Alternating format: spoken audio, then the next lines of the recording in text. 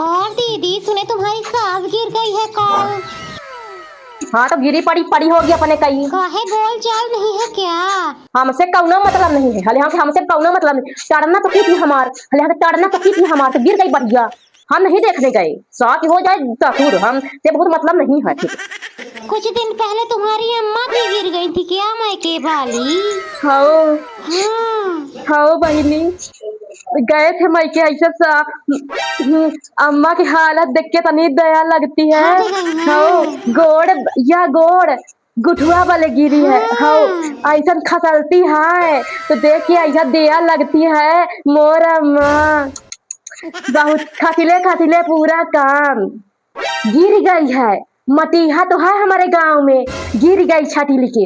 बिचारी हमार महतारी खसिल खसिल पूरा काम करती है।